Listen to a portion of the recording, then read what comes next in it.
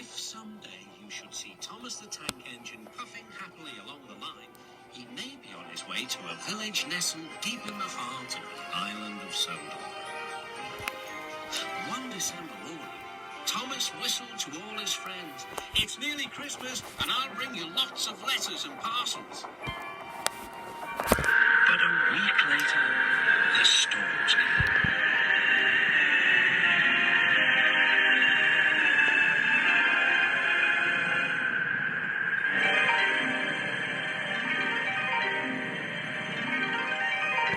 The island was covered with thick snow. The engines found work difficult. Some had to help clear snow from the track, and workmen hacked away at the frozen banks of ice. Thomas and Percy were collecting important post for Christmas. "Driver said there's lots of post for the village," said Thomas. "I'll need an extra truck for it all." Percy was feeling left out. "It's not fair. You're not leaving any post for me." But Percy's chance had come. "There's been a change of plan," said Thomas's driver. "A fat controller needs us at the big station. Percy, you were to take Thomas's train to the village."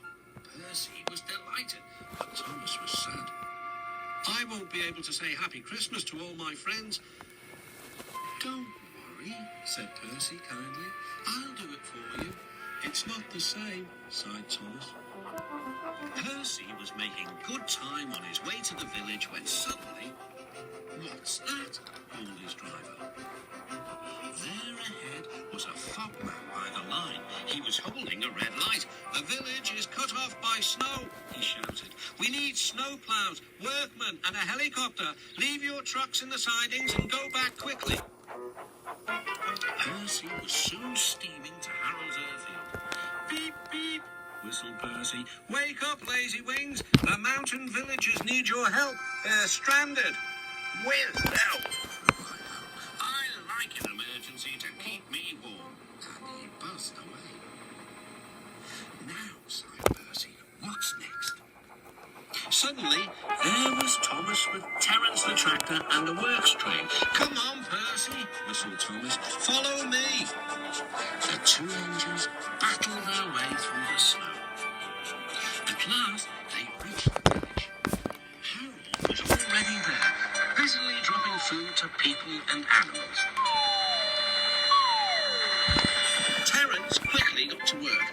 "Lovely stuff," he said as he pushed the snow aside. "Well done, Percy. Well done, Thomas," cheered the villagers. "You're the best Santa Claus this village has ever had." "What's a Santa Claus?" asked Percy. "Santa Claus is someone who drops presents down chimneys at Christmas time." Percy looked at his funnel. "I wonder if—" "No," laughed Thomas. "Chimneys, Percy, not funnels. Which reminds me, your post train is still back in the siding, isn't it?" Percy hurried back to fetch it. Just then, Toby arrived with Henrietta. "We brought lots of hot drinks and food for the villagers," he whistled. That night, all the engines had gone back to their sheds except Toby. The villagers had made a plan to thank the engines. They loaded paint pots and parcels into Henrietta, then they set off through the moonlit countryside. All the engines were fast asleep in the sheds as Toby ran silently into the yard.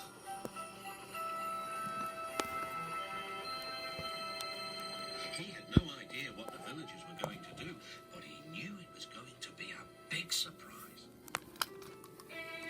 When the engines woke the next morning, they could not believe their eyes. The sheds had been repainted and decorated.